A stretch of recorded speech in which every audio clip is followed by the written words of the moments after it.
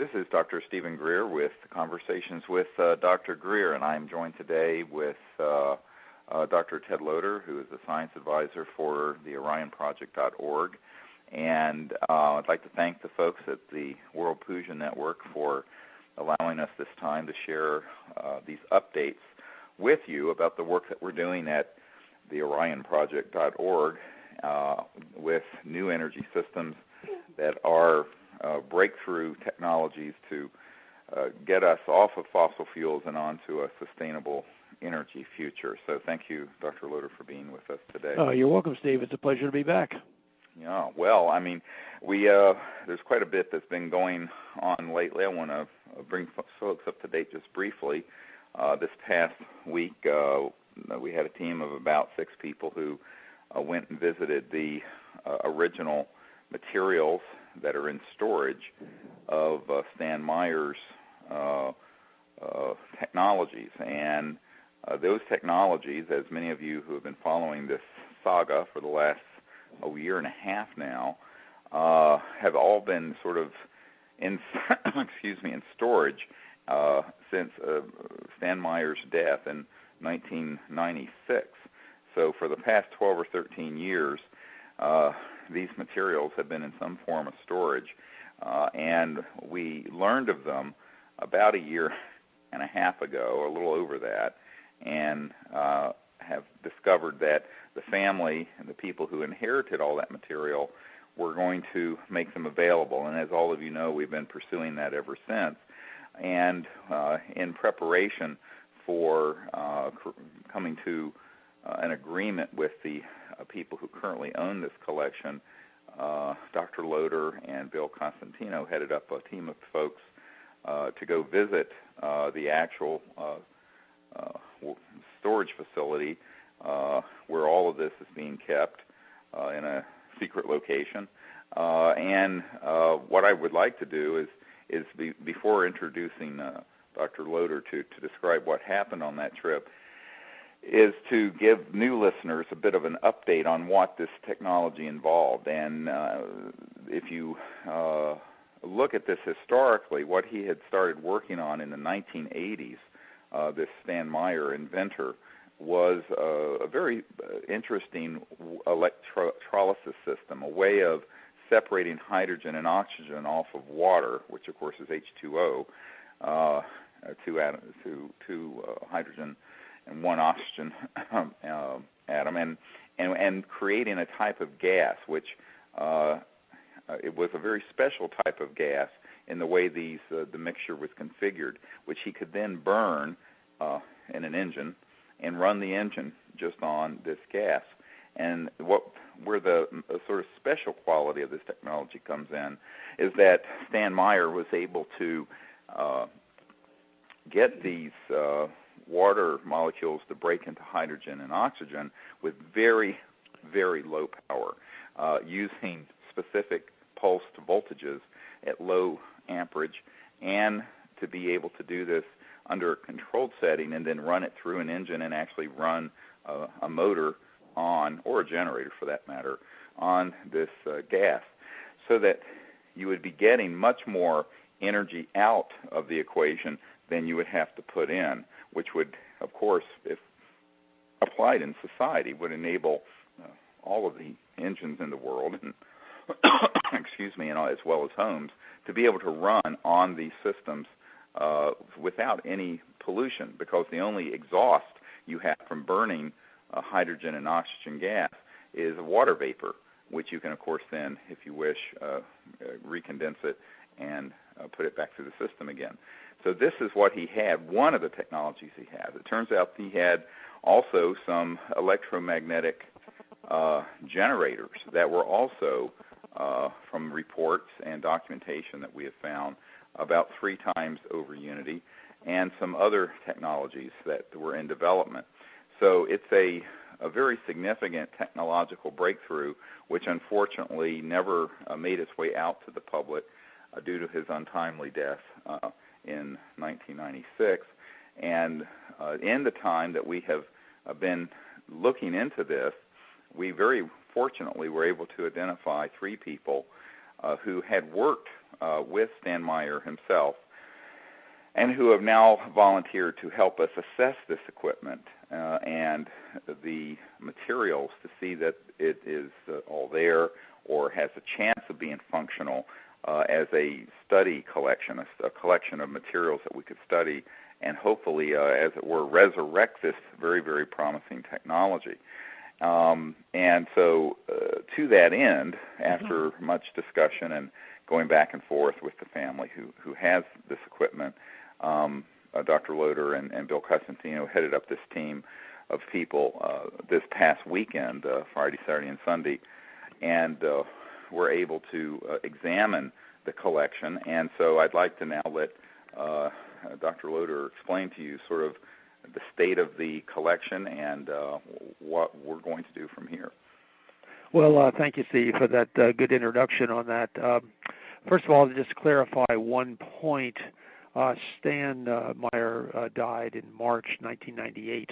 Oh, sorry, yes, 98. I think you may have not said in 96 there, but I just want to clarify that so the sharp-eared listener might have missed that point or picked up on that point. Actually, it was March 21st, 1998, right. in Ohio, where he lived. So that's one point. I guess what I'll do is I'll just sort of briefly talk about what we have saw and observed. First of all, there's a lot of materials there of Stan Meyer and available for us to look at. To describe it as chaotic might be an understatement.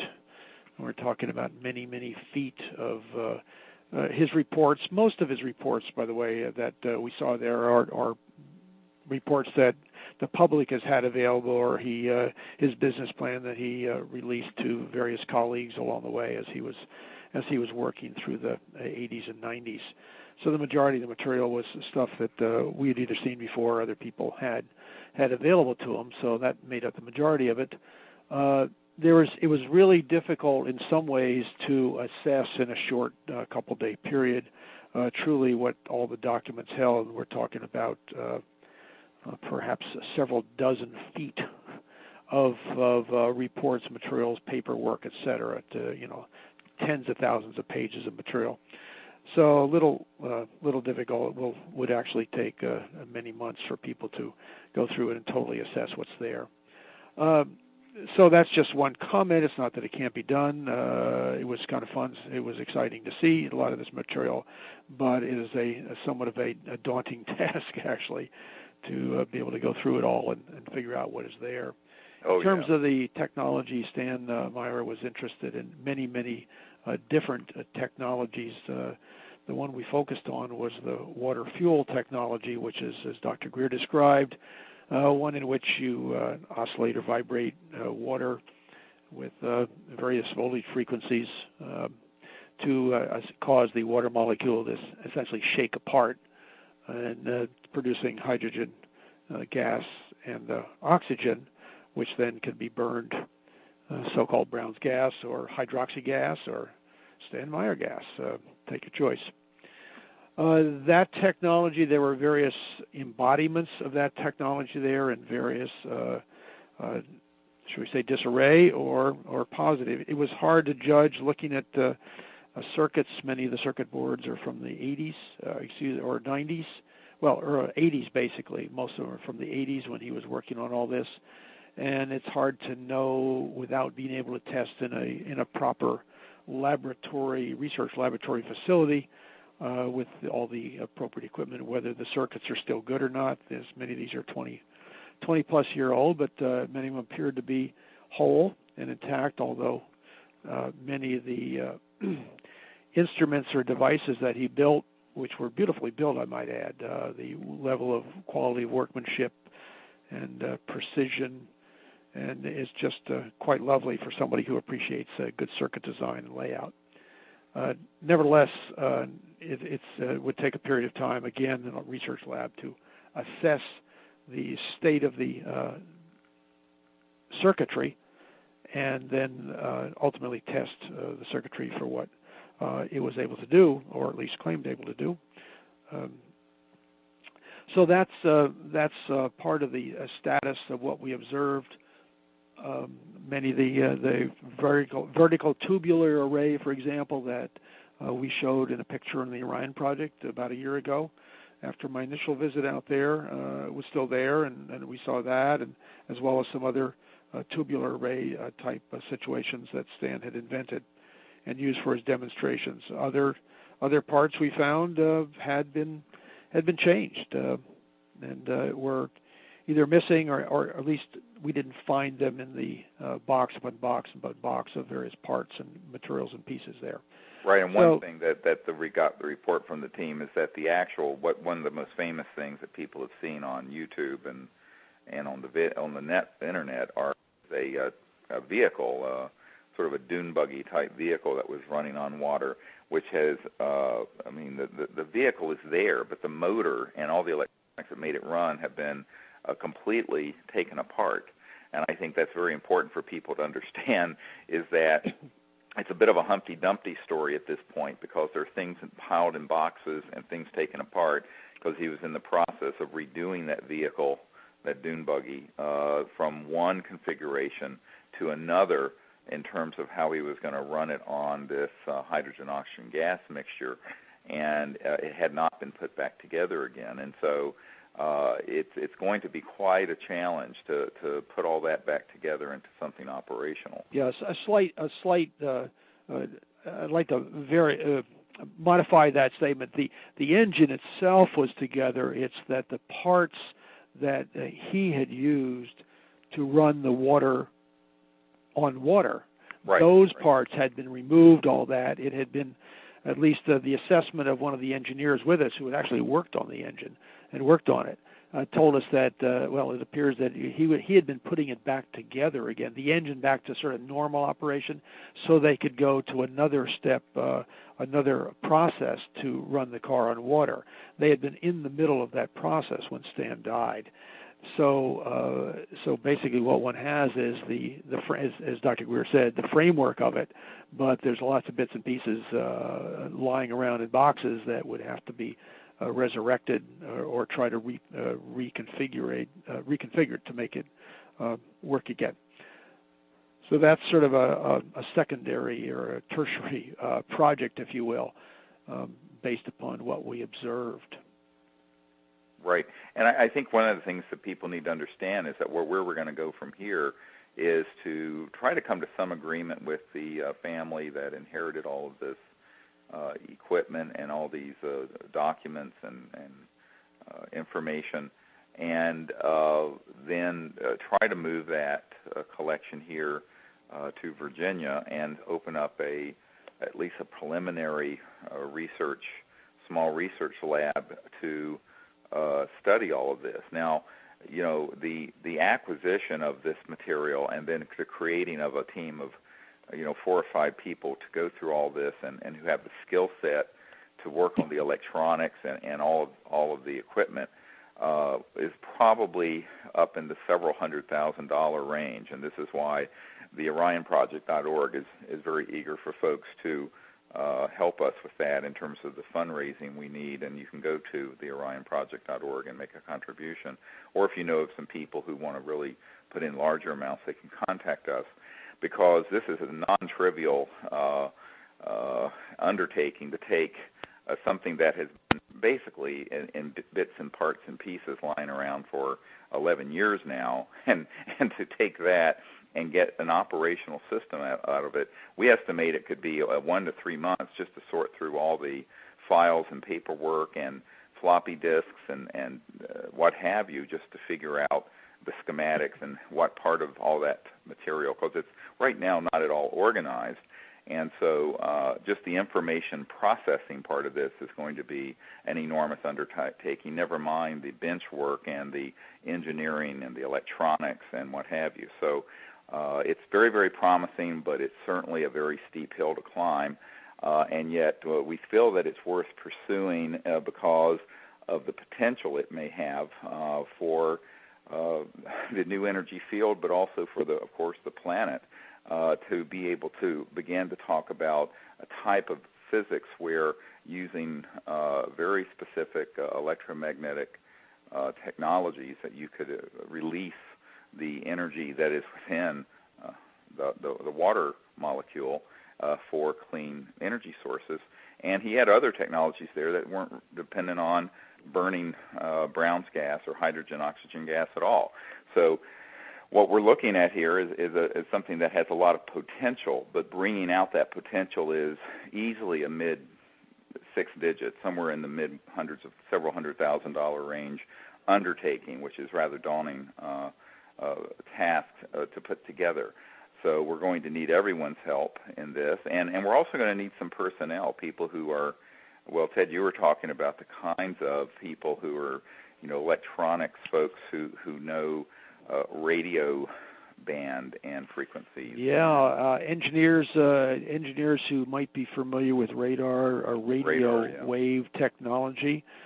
Someone who works in that general field in the terms of waveguide technology, that sort of stuff. There's certain aspects of Stan Meyer's technology that use some of the concepts from that general electrical engineering field. And so if there are people that have those skill sets, might be interested in working with us, please contact us. We'll also need electrical engineers who are benchtop people, not the theoretical people, the benchtop people who actually can put together a circuit board, test it, solder it, make it work at that level of hands-on activity, because this is definitely a hands-on operation.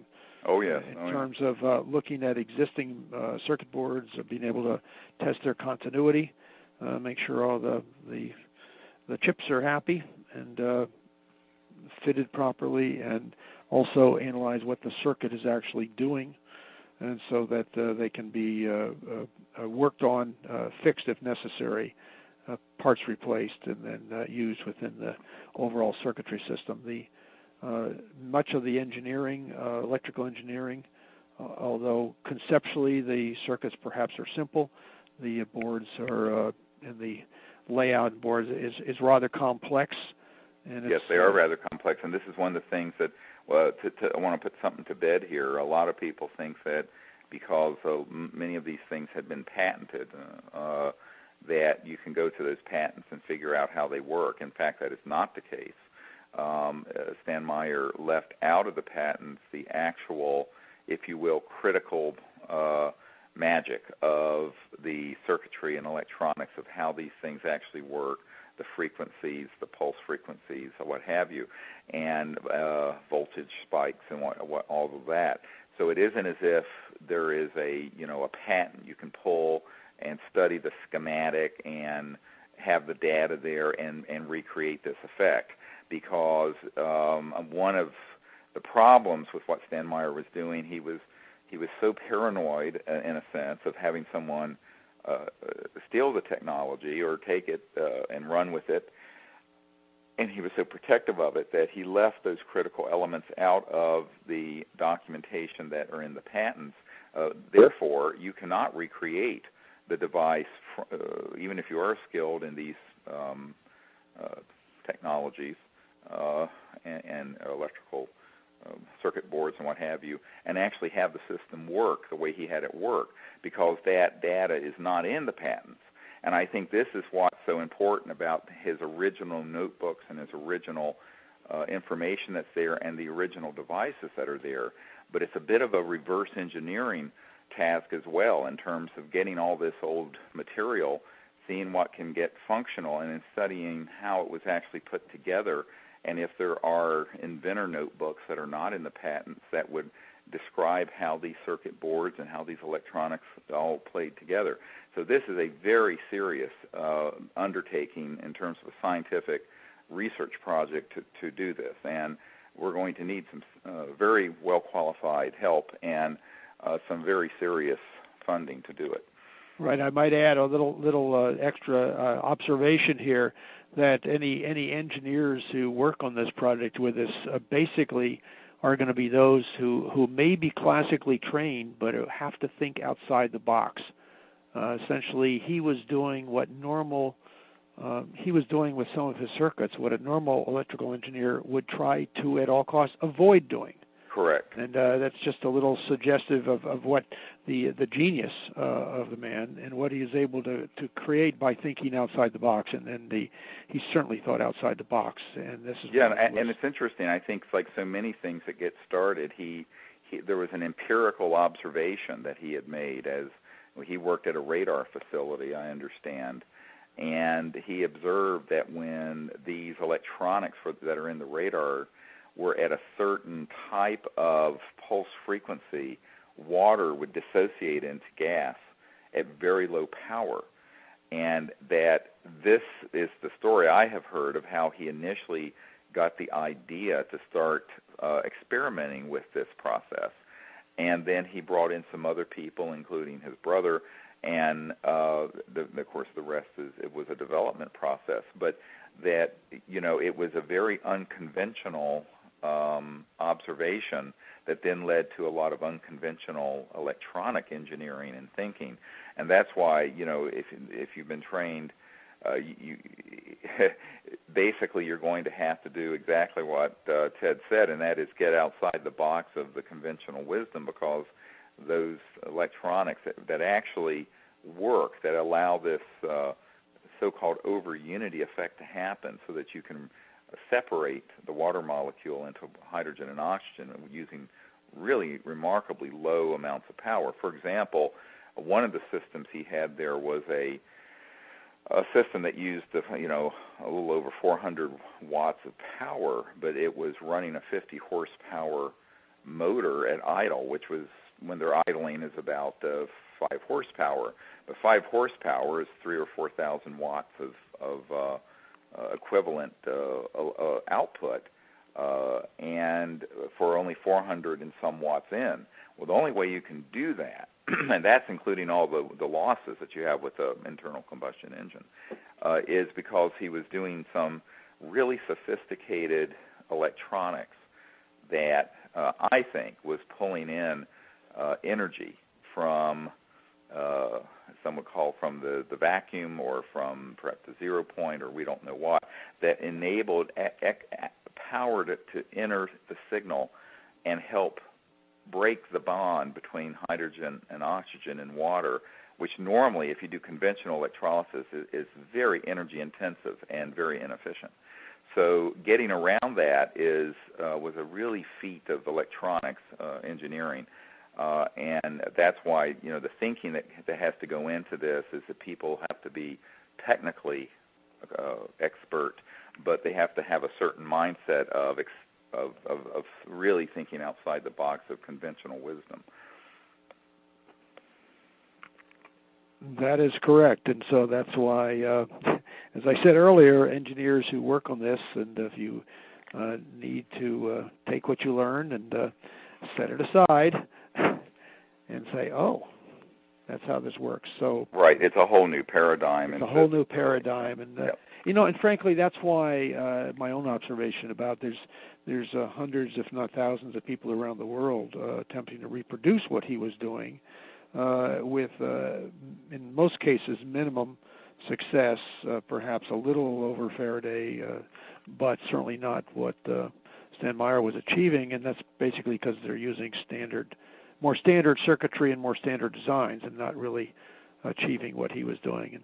Right, and see, what he was doing had to do with a very specialized pulsed voltages with resonance systems that would get into a type of resonance together that would then create enough power with very low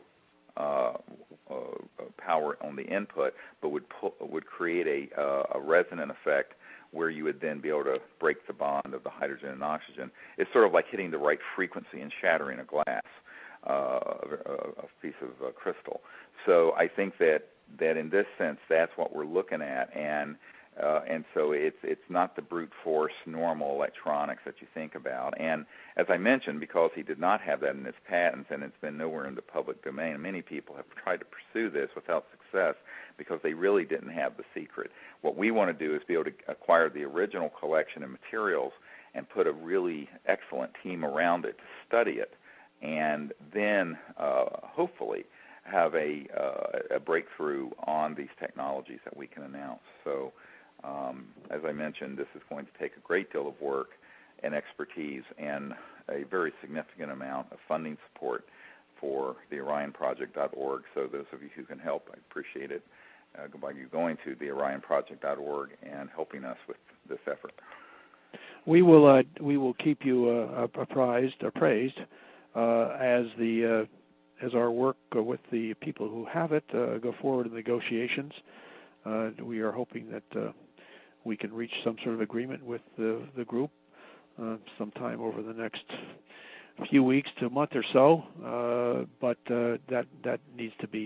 that just needs to happen. And once something truly happens, we will certainly announce it on the Orion Project in one of our newsletters to the world. Yes, and so those of you who want to follow this, you can go to the OrionProject.org and sign up for our free newsletters that we send out by email. And it's free for you to do that, and you'll be the first to know when we do acquire this collection and we begin to work on it. I suspect this will be essentially the last you hear of it for a little while until that is finalized. Right. One of the things I want to point out about the reason this is such an important technology to pursue is that it involves a physics that can be applied not just to creating this hydrogen-oxygen gas that can run a motor. It can be used in other generator systems that are over unity, meaning that you get more energy out of it than you have to put into it, from a system that would be purely electrical or electronic. And so there are a lot of applications for this. And but even the aspect of it of using the hydrogen-oxygen gas mixture to run generators or cars, because there's no pollution and because, as I had mentioned on another interview, there's something like 400 gallons of water a day that the average American home uses, that mostly is gray water from showers and sinks, and in other words, not the sewage, that is wasted, essentially. That a very small amount of that could be diverted, filtered, and go through a system with a generator that would run all the electricity you need for your home. Or, if you modified your car engine, run your car. And this is something that is a very significant potential breakthrough, particularly as a transition technology to these really more high-tech electronic generators that wouldn't use any kind of combustible gas, because we already have something like 1 billion cars and trucks and internal combustion engines on the planet that are using fossil fuels and creating greenhouse gases and noxious pollution and Mideast wars and everything else. So, this is a very big game changer if we can get these systems up and running and figure out the physics and study them and document it properly. And we, of course, would not sit on this for 2 decades working on it the way Stan Meyer did, but as soon as we get something operational, it's going to get disclosed and known to the public. So our goal is to move this out to the public very quickly, as quick as we safely can, so that it begins to get into some kind of application to solve the world's energy and environmental and geopolitical problems that are related to the current addiction we have to oil.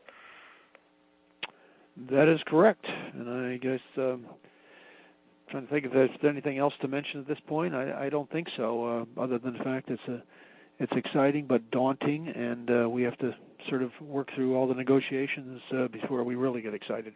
Right, exactly. So we wanted to bring you up to date on this, and that's where the state of the art is. So I don't know, Ted, if you want to share people. I don't know, a lot of people have heard about the Department of Energy, and the Obama administration has put out a call for alternative energy research projects through a project known as ARPA. Yes, ARPA-E. This is a program put together by the Obama administration to support, at least allegedly support. One is always skeptical of these things when it comes from the federal government. Allegedly support, quote, breakthrough technologies. This is not a better solar panel or a slightly better ballast for a fluorescent lamp, but truly breakthrough technology, which would be energy-changing or game-changing in terms of the energy front. And we have a sister corporation known as Aero. You can go to www.aero2012.com and see what Aero is about. And we have put in one of these applications for two different types of technologies to focus on through this ARPA-E program for Aero2012.com. And we actually have a summary, or at least a reference to the application we have just submitted to this ARPA-E program that's up on that website if you want to check that out. And Ted, I don't know if you want to review just for a moment sure. sort of the focus of the two applications that we've made through that program. Okay, the program is the Advanced Research Projects Agency. That's the Advanced Research Projects Agency -Energy, or ARPA-E is the governmental shorthand for it. This was a very short-fused call for concept papers or proposals. It was a three-step process. 2 steps have gone by. The initial submission of an abstract, 150 words, no more, through a governmental website, and the end of May, and then on June 2nd, the final submission of concept papers, no later than 8 pages each. And of course, they tell you what type of font to use and a whole bunch of other criteria. So it's a very short thing, and in a sense, thank goodness, because you don't want to put in a 50-page proposal, a 100-page proposal, when 5,000 other people are doing the same thing. And I don't know how many people have submitted to this program around the country, but it's many, many thousands have submitted proposals. Right. We chose to work through Aero, our sister and company for profit, if you will, corporation called Aero Advanced Energy Research Organization. We chose to put in 2 proposals dealing with truly breakthrough energy technologies. And the 2 proposals, the first one is has to deal with access of the Earth's electromagnetic field, an energy field accumulator accessing the Earth's magnetic field. The Earth's magnetic field, although is relatively stable around the world, it does vary from location to location. But on top of that, there are slight subtle variations in the magnetic field. In other words, the magnetic field is kind of vibrating or oscillating or changing on scales anywhere from fractions of a second up to a year or more. And the Earth's magnetic field is this variation. It has to do with the sun's radiating energy, coming magnetic flux interacting with the Earth's generated magnetic fields. And so there's a subtle oscillatory rotating electromagnetic field that occurs because of this Earth and Sun interaction. So this vibration or this oscillation occurs on different scales. People have heard, for example, the Schumann energies or Schumann frequencies, or the Tesla-Schumann resonance at different frequencies, and that's at a few hertz around the world. Now, if you can access those vibrations, since they're very slow, but if you can access them, recall that a changing magnetic field in contact with a coil, a wire-wound coil, perhaps a copper wire or something, if a magnetic field moves through that coil, it creates electricity. This is basically how generators work, by rotating magnets around coils or some variation on that same theme. But what we would like to do in this proposal, we're proposing that we actually set up a system where we can actually collect the energy from these oscillating, rotating magnetic fields. The device would be all solid state. It would just essentially sit there and access this slight subtle variations in the magnetic field. We have done some, part of our team, which partially supported by the work that we do at the Orion Project, has done some preliminary work on that and found that, yes, indeed, they could extract energy from these natural fields, not man-made, not 60 hertz from housing or or commercial electricity or residential electricity, but indeed hertz levels or frequency levels that are very different than that. It's interesting that this is an interesting little tidbit that most electronic equipment that measures these things is actually set up so that it shields frequencies that are very, very low, these earth frequencies, because most electrical engineers working with circuits don't wish to have effects of Schumann resonance or other low frequencies in the 1 to several hundred hertz, or even 60 hertz. So those things are normally eliminated. So just finding the electronic equipment that works with this stuff is a little tricky and requires special research equipment. So we did find, in terms of working with this thing, that lo and behold, they could extract some level of voltage just being created in these coils by these oscillating fields. Now the trick is in the proposal to expand that, optimize it, and go from there. So that's one area that we're working on, truly breakthrough, because you're using natural levels. It is rumored, and I'll leave it at that Tesla in some of his work actually was able to extract some of this energy to do some of the many things that he did that appeared like magic to people. Right. Perhaps even his electric car that he claimed to be running on this type of energy. Right, and it had a specialized antenna on it that served as a collector or something Exactly. that focused that energy into a circuit. Now, this is different, I might add. This is different than what is termed, or what we've termed in the second proposal, and what Tesla himself had termed the radiant energy from the quantum vacuum state, or whatever, described by Tom Bearden in detail.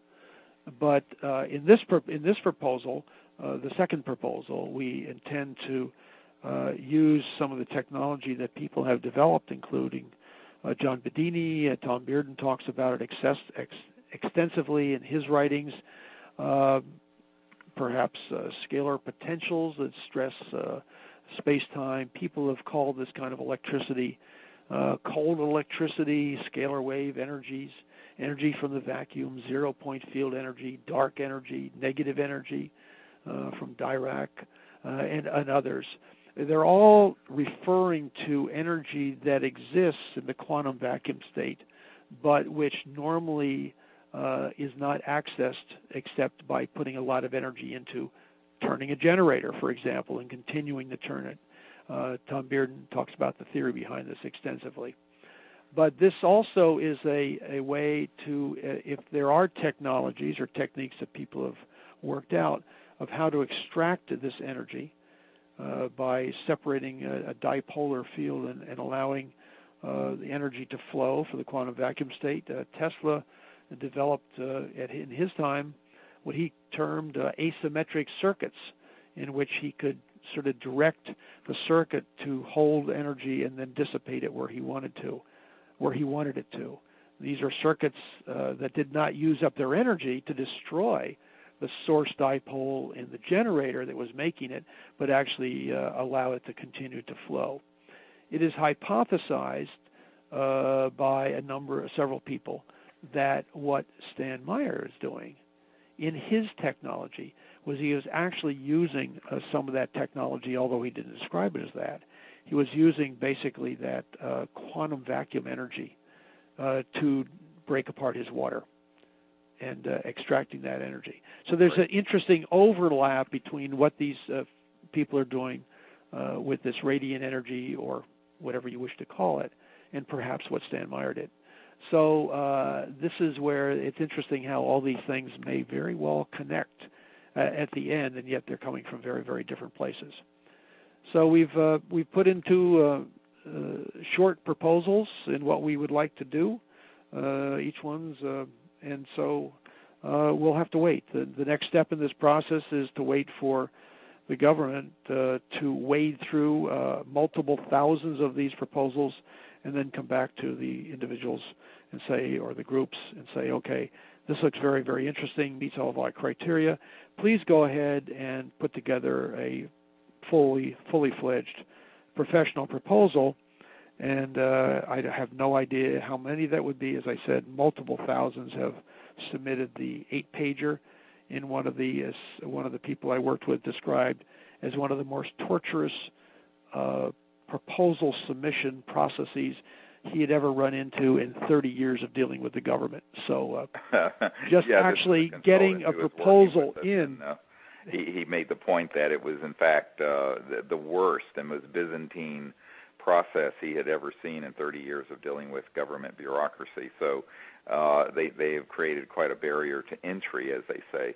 But we're hoping that there will be a review of this that's favorable. In the meanwhile, we're looking certainly for private funding to do the same sort of research. As you know, we've been looking for $3 to $4 million to open a facility here near the University of Virginia for the past a little over a year, and so that we could put together a team of people, of real top drawer, physicists and electronic engineers and electrical engineering people, materials people, to work on these sorts of systems full time.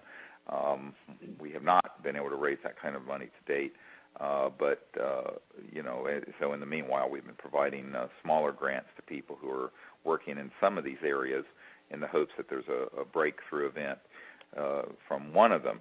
But this is we figured that since the government is asking for proposals on sort of out-of-the-box breakthrough potential technologies, that we should try to make a proposal. And thanks to Dr. Loder and a couple other good folks working with us on that, we were able to get those in time, and we will see what we hear. So, just as an aside on that whole process, one of these little tales out of school, so to speak, I talked to the head of a major research, often well-funded NASA organization, not NASA, but a private company, but I spoke with the head of it, and we were actually talking about this ARPA program, and he said their company had started to put something into the thing, looked at the entire process of how to proposal and everything else, and literally gave up. Right. And that's a professional company. There's a professional company that does this. It does contracting with the government and NASA and the Department of Defense all the time. So, yeah. So we're at that point when I heard that, I said, "Oh my God! I guess we did all pretty well, able to get two of these in anyway." But obviously, many thousands of other people did too. So we'll see what happens. Right. Yeah, that's the second big area that we've been busy working on. That's right. So and of course we continue to search for technologies that some people may have been working on. I mean, there's always somebody out there who is experimenting, and one of the things that we want to be able to do is to be a vehicle for protecting a breakthrough technology that emerges out of someone's small lab or garage or what have you, and get it secured and out to the public. And I think this is one of the big ingredients that gets overlooked by inventors and scientists, is that they think, well, if I build a better mousetrap, the world will be the path to my door. In reality, usually Murder Incorporated does, or some illegal branch of the secret government does. And in fact, we learned this weekend that Stan Meyer himself had been hit for some of what he was working on with a national security order that ordered him to keep his work secret, some of his more important breakthrough work secret. And I think that one of the things that we have vowed to do is that if we are approached by any such entity, is that, frankly, we will defy it. And the reason, and it sounds like a bit of civil disobedience, but the reason for it is because the people who have been doing these suppressive actions against new energy inventors for decades now are folks who are not representing the interests of the people of the United States. They are representing the special interests of the transnational banking community and oil cartels and petrodollar investors and people like this. They're certainly not concerned about we the people, and they are certainly not concerned about legitimate national security concerns. So the corruption of the system by these sort of interests, which have enabled them to abuse their power and suppress the work of people whether it be Stan Meyer or other inventors over the years, is something that has to stop. And I think the way to make it stop is to have a leadership team, which is what we have assembled, of people who, some of whom are in government, some are not, but who have a wide range of reach around the world. And where thousands, if not millions of people, like those of you listening to this show, can learn about something and would protest if there was this kind of unconscionable action against a breakthrough technology that we were to discover and begin to bring forward. So we think that involving the public like this in these interviews on the World Puja Network and in the other media is very important, and that's why you should sign up for our newsletters at the OrionProject.org, because it is there that we would send out the first notice of having acquired or identified such a system and had it confirmed and independently tested.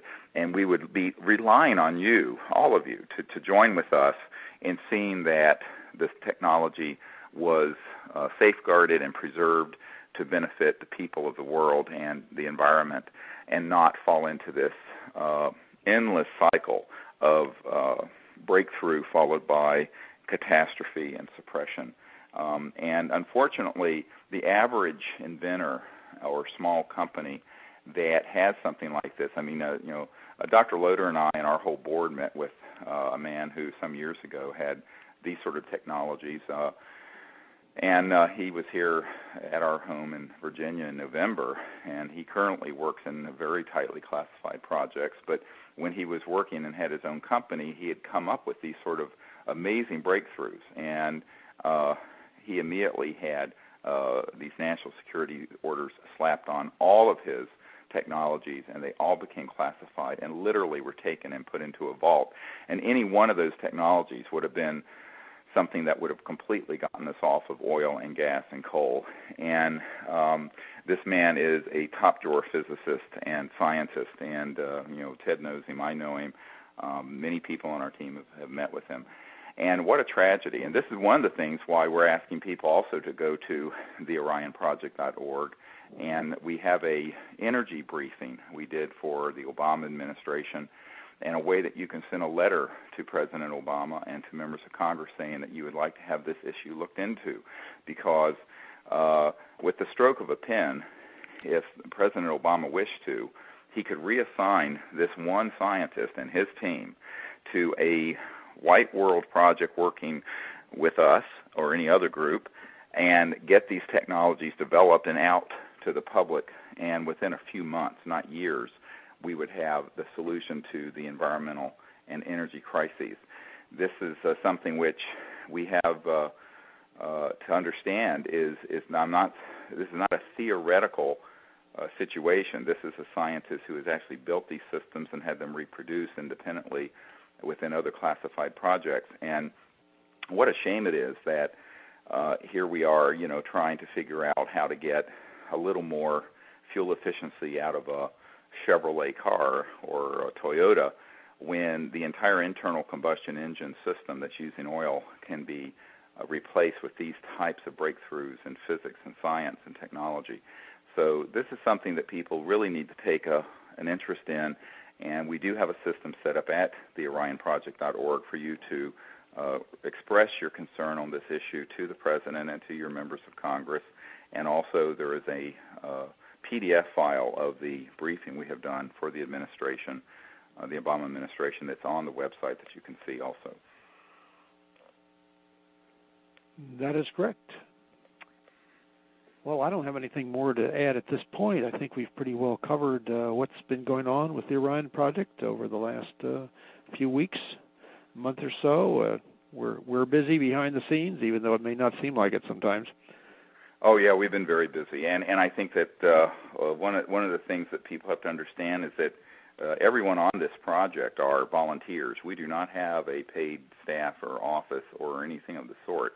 It's only through the really heroic efforts of people like Dr. Loder and Bill Costantino and our whole team of folks who are doing this without pay and compensation that we're able to keep this moving. And this is why your support of the OrionProject.org all of the funds that come in there, none of it is going to staff and administration. It's all going into the research and to grants and to trying to identify these breakthrough technologies rather than to bureaucracy.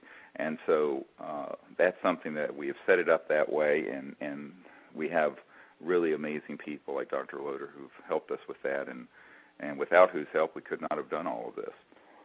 Well, thank you, Steve. So thank you, Ted. And one thing, just as a further note, I'd like to let people know that we are going to be having, hopefully, over the course of the next couple of months, a follow-up on what we were just talking about with the Stan Meyer material. It may be that there will be some breakthroughs on our negotiations and acquiring of this collection before the next World Puja show. So what we would do, communicate with all of you by email. So again, if you go to theorionproject.org, you can sign up for our newsletters where we would give you these sort of updates in more real time than we can do on the radio show here. And I would encourage everyone to do that, because my sense is that these things really are going to be coming to a head, and the likelihood of some significant breakthroughs is high, and we would like for folks to be able to know about it and be supportive, but also understand that really those of you who have this type of information can educate other people. You can ask your colleagues and friends and neighbors to go to theorionproject.org and begin to learn the history of these new energy systems and what we're trying to do, so that when the time comes that whether we get the Stan Meyer equipment operational or we have some other system that comes our way that is operational, that we will have a groundswell of public support to put a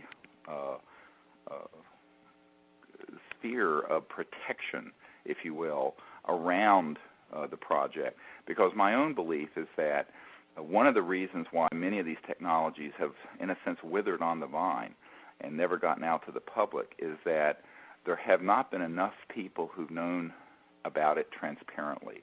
There hasn't been enough people who know about it and know what to do about it. And so we want to be sure that the next time something like this emerges, that we have literally thousands, if not millions of people who will be aware of it and who will see that the technology is in fact protected and is secured and brought out to benefit the world, because all of us know that our civilization, in the way it's currently configured, is not sustainable. And yet there is enormous hope and promise in these technologies. It's what really keeps Ted and myself and everyone else on our team working on this, even though at times it can be enormously frustrating. And particularly when you hear, and you, like we did recently this past week, meet with people who had worked with someone who had ingenious breakthroughs in energy generation like Stan Meyer, and to see not only that there were national security orders that were slapped on some of this stuff, but that because of just how it was managed, that it basically withered on the vine until such time that he passed away, and then it just fell into obscurity. So, the trying to bring forth these sorts of technologies has been fraught with every kind of pitfall, and I think that can be ameliorated not only by your knowledge and you're telling other people, but by your prayers and your meditation on behalf of this. Maybe if you do a puja for us, and to keep what we're doing in mind as you go forward, and also to be prepared to act. And by act, I mean if you hear from us that we have a breakthrough technology that we've acquired or that we're working on, that you tell other people, so that it isn't one of these technologies that in obscurity can be smashed like a moth and made to disappear, that all of you would understand that we're in this world together and we have to make it a better world, and that the kind of change that the world needs is not, getting 10% more efficiency out of the internal combustion engine or what have you. It means a real revolution in science and physics and the way we live on this planet, so that we become not only sustainable but an abundant planet, and a planet where we can really, for once, live together in justice, because so long as there's the kind of incredible inequality and poverty that there is in the world, we were unlikely to see a world that's at peace. And that can't happen with the zero-sum game of oil and coal. It can happen with these new sciences and technologies wisely used, and by a lot of people standing shoulder to shoulder, standing down the money mongers and the greedy folks who want to say, no, you can't have that because it's going to take money out of my oil revenue. So I think that this is why it's so important for everyone to have a sense of empowerment and become an activist for new energy. And you can do that by helping us at theorionproject.org. Well, thank all of you for listening. I'd like to thank Dr. Loder for his enormous work on the recent trip to Ohio, and I'd like to thank all of the folks at the World Puja Network for hosting us and to bringing you this update from the Orion Project. This has been Conversations with Dr. Stephen Greer, and until next time, thank you very much. Thank you. Bye-bye. Bye-bye.